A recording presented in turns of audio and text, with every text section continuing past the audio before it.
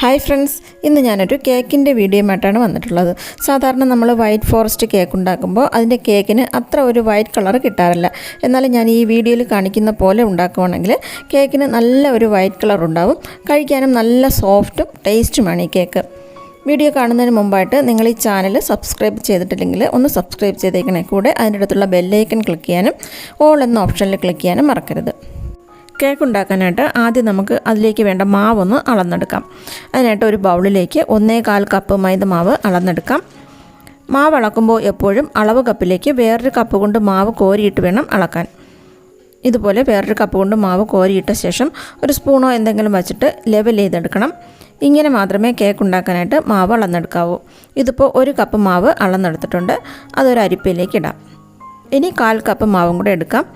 അതും ലെവൽ ചെയ്ത് വേണം എടുക്കാനായിട്ട്. ഇനി ഇതിലേക്ക് 1 ടീസ്പൂൺ ബേക്കിംഗ് പൗഡർ ചേർക്കാം.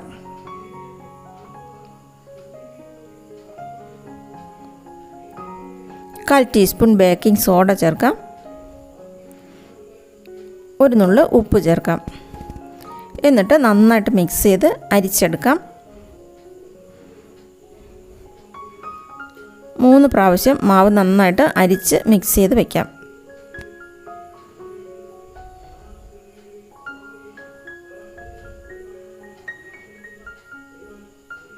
മാവ് 3 പ്രാവശ്യം അരിച്ചിട്ടുണ്ട്.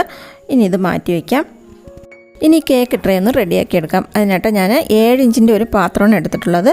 അതിലേക്ക് കുറച്ച് ഓയിൽ പുരട്ടി കൊടുക്കാം.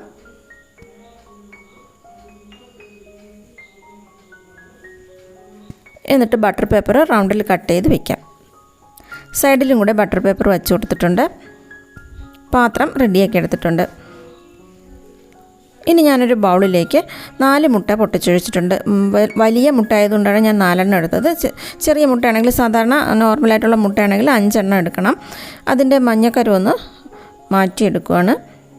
സാധാരണ നിങ്ങൾ എങ്ങനെയാണോ മഞ്ഞക്കരു മാറ്റുന്നത് അതുപോലെ മാറ്റിയെടുക്കണം. ഞാനിതുപോലെ ഒഴിച്ചിട്ട് ഇതുപോലെ കണ്ണുള്ളൊരു സ്പൂണോ തവിയോ വെച്ചിട്ടാണ് എടുത്ത് മാറ്റുന്നത്. എളുപ്പമാണ് ഇങ്ങനെ എടുക്കാനായിട്ട്. മുട്ടയുടെ മഞ്ഞയെല്ലാം മാറ്റിയിട്ടുണ്ട്. ഇനി ഇതിലേക്ക് മുട്ടയുടെ വെള്ളയിലേക്ക് 1 ടീസ്പൂൺ വാനില എസൻസ് ചേർക്കാം. എന്നിട്ട് നന്നായിട്ടൊന്ന് ബീറ്റ് ചെയ്യാം. ആദ്യം മുട്ട വെള്ളം മാത്രം ഒന്ന് ബീറ്റ് ചെയ്തിട്ട് 1 കപ്പ് പൊടിച്ച പഞ്ചസാര കുറേശ്ശെയായിട്ട് ചേർത്തിട്ട് നന്നായിട്ട് ബീറ്റ് ചെയ്തെടുക്കാം.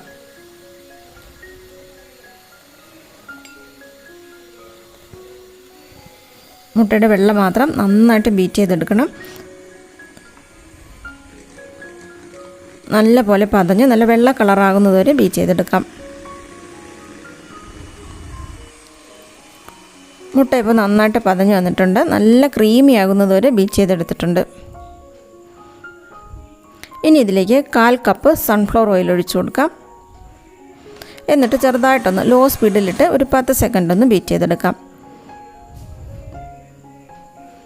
ഇനി മാവിട്ട് ഫോൾഡ് ചെയ്യാം. മാവ് ഒരു 2-3 ബാച്ചായിട്ട് ചേർത്തിട്ട് നന്നായിട്ട് ഫോൾഡ് ചെയ്യാം. നല്ല സോഫ്റ്റായിട്ട് വേണം ഫോൾഡ് ചെയ്യാനായിട്ട്. ഇതുപോലെ കട്ട് ആൻഡ് ഫോൾഡ് മെത്തേഡിൽ ഫോൾഡ് ചെയ്തെടുക്കാം. മുട്ടയുടെ പത ഒട്ടും പോകാതെ നല്ല സോഫ്റ്റായിട്ട് വേണം ഫോൾഡ് ചെയ്യാൻ.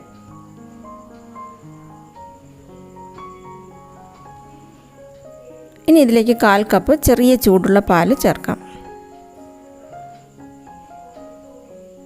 എന്നിട്ട് നന്നായിട്ടൊന്ന് ഫോൾഡ് ചെയ്യാം. മാവ് ഇപ്പോൾ നന്നായിട്ട് ഫോൾഡ് ചെയ്തെടുത്തിട്ടുണ്ട്. ഇത് മോൾഡിലേക്ക് ഒഴിക്കാം. ഞാൻ ഈ കേക്ക് ഗ്യാസ് സ്റ്റോപ്പിലാണ് ഉണ്ടാക്കുന്നത്. അതിൽ വേണ്ട പാത്രം ഞാൻ ചൂടാക്കാനായിട്ട് വെച്ചിട്ടുണ്ട്. ഒരു ബിരിയാണി ചെമ്പാണ് എടുത്തിട്ടുള്ളത്. അത് 10 മിനിറ്റ് പ്രീ ഹീറ്റ് ചെയ്തിട്ടുണ്ട്. മോൾഡിൽ മാവ് ഒഴിച്ച ശേഷം നന്നായിട്ടൊന്ന് ടാപ്പ് ചെയ്ത് കൊടുക്കാം. എയർ ബബിൾസൊക്കെ പോകാനായിട്ട് നന്നായിട്ട് ടാപ്പ് ചെയ്ത് ചൂടായ പാത്രത്തിലേക്ക് വെച്ചിട്ട് 40 മിനിറ്റ് ലോ ഫ്ലെയിമിൽ വെച്ച് ബേക്ക് ചെയ്തെടുക്കാം. ലോ ഫ്ലെയിമിൽ വയ്ക്കുന്നത് നന്നായിട്ട് ശ്രദ്ധിക്കണം. ലോ ഫ്ലെയിമിൽ തന്നെ വയ്ക്കണം. 40-45 മിനിറ്റ് ആയപ്പോൾ എനിക്കിത് ബേക്കായിട്ടുണ്ട്. ഒന്ന് കുത്തി നോക്കാം. നന്നായിട്ട് ബേക്കായിട്ട് വന്നിട്ടുണ്ട്. ഇനി ഇത് പാത്രത്തിൽ നിന്ന് മാറ്റാം. ഇനി ഷുഗർ സിറപ്പ് റെഡിയാക്കി എടുക്കാം. അതിനായിട്ട് ഞാൻ 1/2 കപ്പ് വെള്ളം നന്നായിട്ട് തിളച്ച ശേഷം 1/2 കപ്പ് പഞ്ചസാര ചേർത്ത് തിളപ്പിച്ചെടുത്ത വെള്ളമാണിത്. അതിലേക്ക് 2 table spoon 2-3 table spoon condensed milk ചേർത്തിട്ട് നന്നായിട്ട് മിക്സ് ചെയ്ത് തണുപ്പിച്ചെടുക്കാം. കണ്ടൻസ്ഡ് മിൽക്ക് ചേർക്കുന്നില്ലെങ്കിൽ 1/4 കപ്പ് പഞ്ചസാര ചേർത്ത് തിളപ്പിച്ചെടുക്കണം. കണ്ടൻസ്ഡ് മിൽക്ക് ചേർക്കുമ്പോൾ നല്ലൊരു ടേസ്റ്റാണ് കേക്കിന്. പിന്നെ ഞാൻ 1.5 കപ്പ് വിപ്പിംഗ് ക്രീം ബീറ്റ് ചെയ്തെടുത്ത് വെച്ചിട്ടുണ്ട്. കേക്ക് ഒന്ന് തണുത്ത ശേഷം ബട്ടർ പേപ്പറൊക്കെ എടുത്ത് മാറ്റാം. നല്ല വെള്ള കളറായിട്ടുള്ള കേക്കായിട്ട് കിട്ടിയിട്ടുണ്ട്. നല്ല സോഫ്റ്റുമാണ് കേക്ക്. ഇനി ഇത് മുകൾ ഭാഗം ഒന്ന് ലെവൽ ചെയ്തെടുക്കാം. അതിനുശേഷം 3 ലെയറായിട്ട് കട്ട് ചെയ്തെടുക്കാം.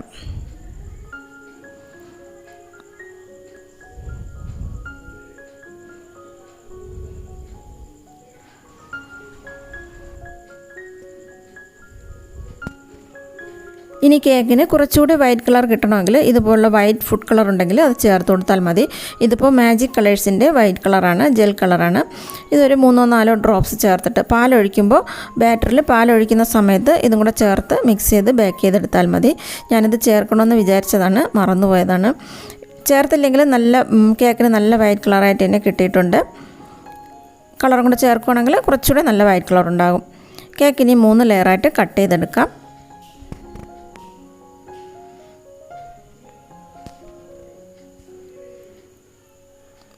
3 ലെയറായിട്ട് കട്ട് ചെയ്തെടുത്തിട്ടുണ്ട്. നല്ല ഒരു ടെക്സ്ചറിൽ നല്ല സോഫ്റ്റ് ആയിട്ടുള്ള കേക്കായിട്ട് തന്നെ കിട്ടിയിട്ടുണ്ട്. നല്ല വൈറ്റ് കളറുണ്ട്.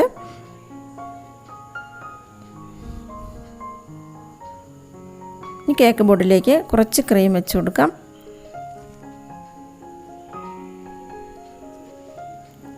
എന്നിട്ട് ഏറ്റവും മുകളിലത്തെ ലെയർ വയ്ക്കാം.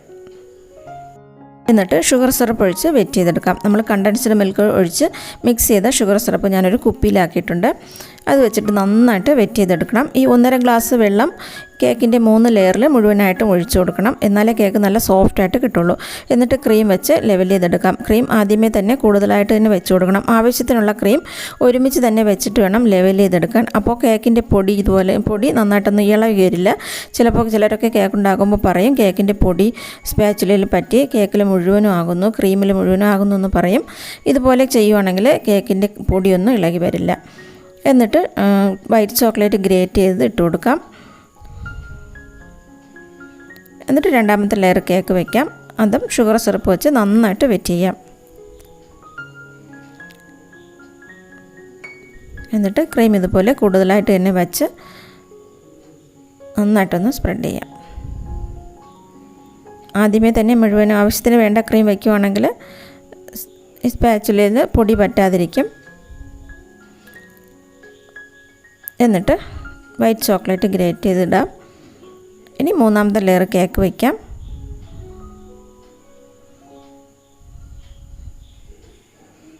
നന്നായിട്ട് വെറ്റ് ചെയ്യാം.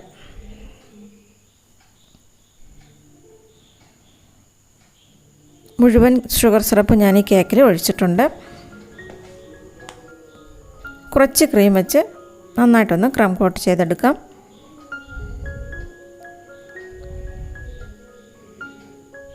സൈഡിലും കുറച്ചുകൂടെ ഒന്ന് ക്രീം വെച്ചിട്ട് ക്രം കോട്ട് ചെയ്തെടുക്കാം.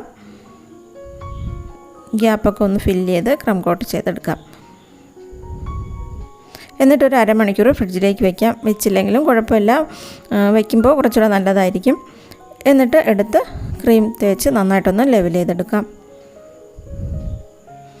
ഈ സമയത്തും ക്രീം തേക്കുമ്പോൾ ആദ്യമേ തന്നെ മുഴുവനായിട്ടും ആവശ്യത്തിന് വേണ്ട കൂടുതൽ ക്രീം വെച്ച് ലെവൽ ചെയ്തെടുക്കണം. അതാണ് എളുപ്പത്തിൽ ലെവൽ ചെയ്തെടുക്കാൻ പറ്റുന്നത്.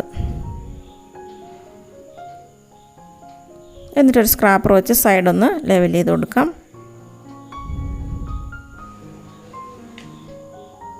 മുകൾ ഭാഗത്ത് സ്പാച്ചില വെച്ച് ലെവൽ ചെയ്തെടുക്കാം. സ്പാച്ചില വെച്ച് മുകൾ ഭാഗം ലെവൽ ചെയ്യുമ്പോൾ ഓരോ പ്രാവശ്യവും സ്പാച്ചില ഒന്ന് ക്ലീൻ ചെയ്യണം.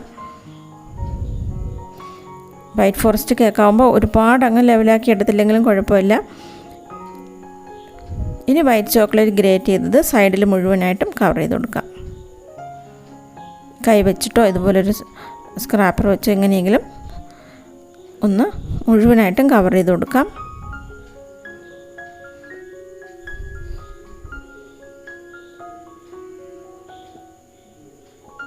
കേക്ക് മുഴുവനും ഞാനിതുപോലെ വൈറ്റ് ചോക്ലേറ്റ് വെച്ച് കവർ ചെയ്തെടുത്തിട്ടുണ്ട്. ഇനി ഒരു പൈപ്പിംഗ് ബാഗിൽ സ്റ്റാർ നോസിലിട്ടിട്ട് സൈഡിലൊന്ന് ഒരു ചെറിയൊരു ബോർഡർ കൊടുക്കാം. സിമ്പിളായിട്ടൊരു ബോർഡർ വരച്ചു കൊടുക്കാം.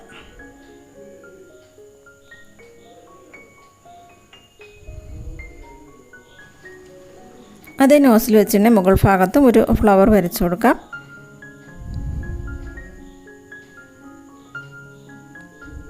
വെറുതെ പ്രസ് ചെയ്ത് ഇതുപോലെ ഫ്ലവർ വരച്ചു കൊടുക്കാം.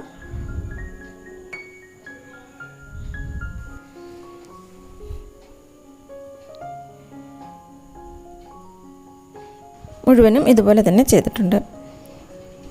ഇനി കേക്കിൻ്റെ ടോപ്പിൽ വൈറ്റ് ചോക്ലേറ്റ് ഗ്രേറ്റ് ചെയ്ത് ഇട്ട് കൊടുക്കാം.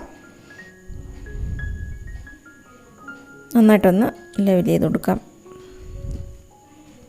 അതിനുശേഷം ചെറി കട്ട് ചെയ്ത് ഓരോന്നിലും വെച്ച് കൊടുക്കാം.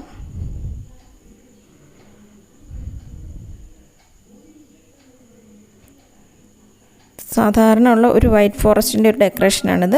ഡെക്കറേറ്റ് ചെയ്യുമ്പോൾ ഓരോരുത്തരുടെ ഇഷ്ടത്തിനനുസരിച്ച് ചെയ്യാം. നമ്മുടെ വൈറ്റ് ഫോറസ്റ്റ് കേക്ക് ഇപ്പോൾ റെഡി ആയിട്ടുണ്ട്. കുറച്ച് വിപ്പിംഗ് ക്രീം ബാക്കിയുള്ളതുകൊണ്ട് ഞാൻ ഇതിൻ്റെ ഉൾഭാഗത്ത് ഒരു ലൈനും കൂടെ ഇതുപോലെ ഒന്ന് ചെയ്ത് കൊടുക്കുകയാണ്. ചെറിയൊരു ഫ്ലവർ ഇതുപോലെ ഒന്ന് ചെയ്യുകയാണ്. നേരത്തെ ചെയ്തതുപോലെ ചെറിയ ഡിസൈനായിട്ട് അകത്ത് ഒന്നും കൂടെ വരച്ചു കൊടുക്കുന്നുണ്ട്.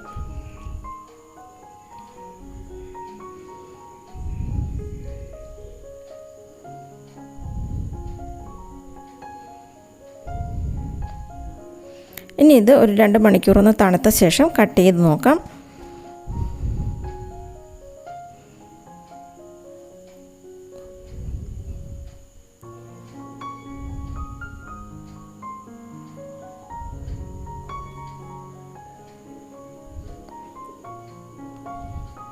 നല്ല സോഫ്റ്റ് ആയിട്ടുള്ള നല്ല വൈറ്റ് കളറിലുള്ള വൈറ്റ് ഫോറസ്റ്റ് കേക്ക് ഇപ്പോൾ റെഡി ആയിട്ടുണ്ട്.